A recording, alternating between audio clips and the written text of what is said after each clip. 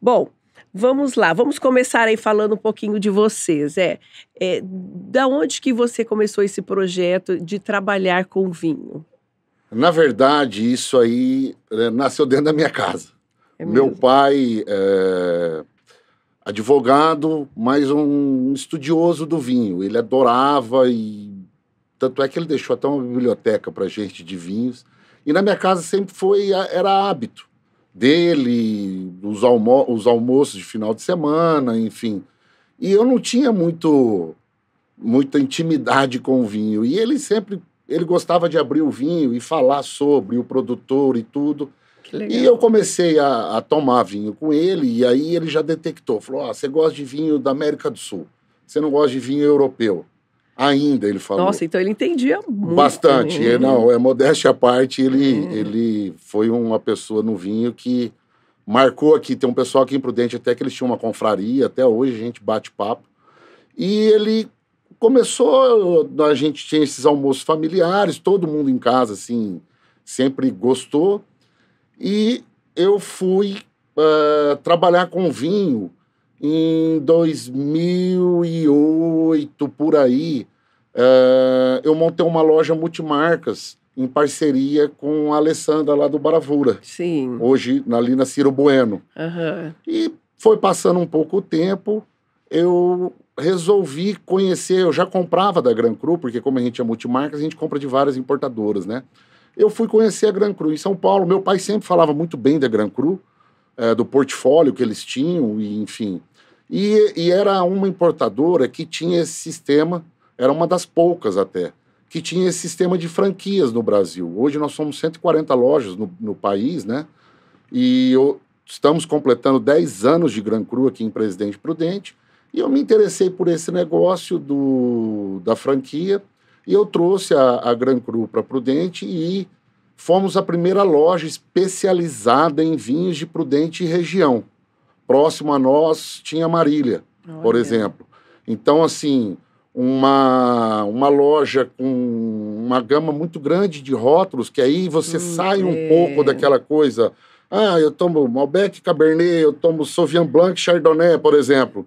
E a gente trouxe um portfólio com 600 rótulos, mais ou menos, uma Nossa. variedade muito grande. Então, tinha uvas que as pessoas falavam, nossa, mas eu nunca ouvi falar. E aí implantamos a Gran Cru aqui com o trabalho de varejo e também a gente faz atendimento aos restaurantes da cidade e região. A gente também faz esse atendimento com os nossos vinhos. E vocês também têm vocês levam o vinho para festa, né?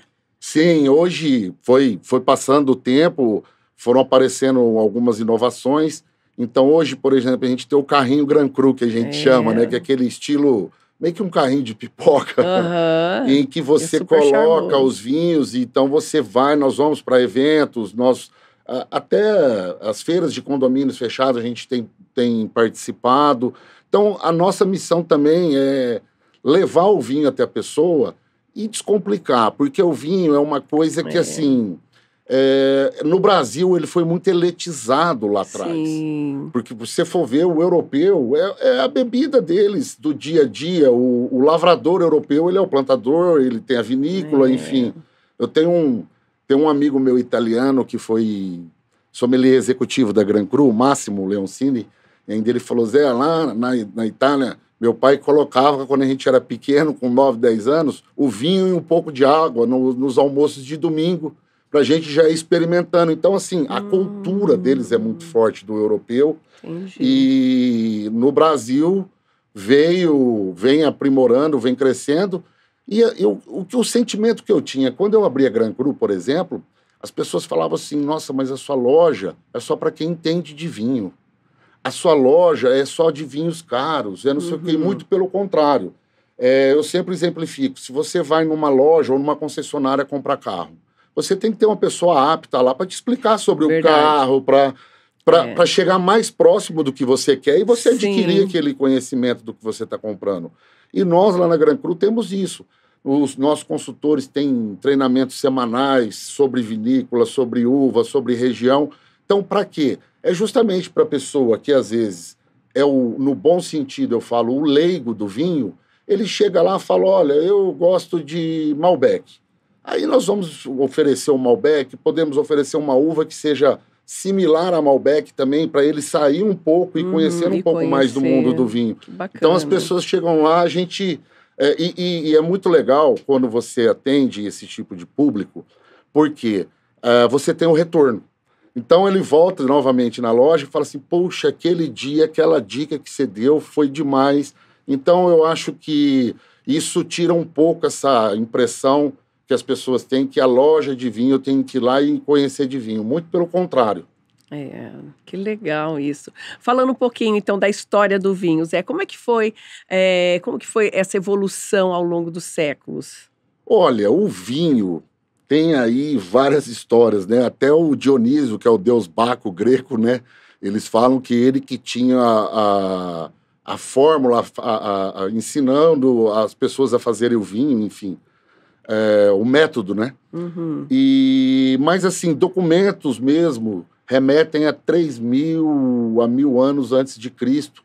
Os egípcios, os gregos já faziam vinho. Aí tem a documentação, digamos assim, de eles fazendo a prensa do vinho com o pé, a fermentação, as ânforas. E eles foram os percussores, digamos assim. Depois o Império Romano também foi um disseminador muito grande, e aí as regiões que já iam plantando são regiões hoje que é Itália, que é França, Espanha, outros países, e o vinho veio entrando na cultura deles, né? E foi sendo disseminado. Uma forma que se usava muito era a própria igreja. Ela, com os missionários, já aqui mais um pouco à frente, em função da Eucaristia, o sangue de Cristo, eles traziam e levavam os vinhos, né? Então, o vinho veio cada vez mais entrando na cultura dos povos. Se você remeter, por exemplo, tem a região da Borgonha, na França. Ela é uma região muito interessante, porque tinha os frades. E esses frades, esses freis, eles tinham as abadias e eles começaram a produzir vinho. Produzia vinho para venda, para tudo. Hoje é uma região muito expoente no mundo do vinho. E depois teve uma contribuição no mundo do vinho nesse aspecto em que a igreja fazia parte, que Napoleão, pós-Revolução Francesa, ele resolveu montar o Código Civil, ou seja, o Código de Napoleão. E o que falava a lei naquela época lá? Que a herança só ia para o primogênito. Verdade.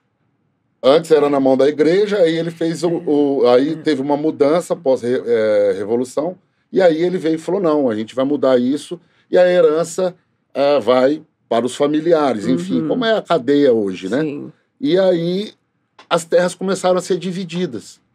A Borgonha foi uma região da França que teve muito benefício nesse sentido, porque aí foram vários vinhedos, vários proprietários, enfim. Já a região de Bordeaux não teve tanta divisão como é Borgonha. Mas foram, assim, fatos históricos que ajudaram muito o vinho e a disseminação do vinho.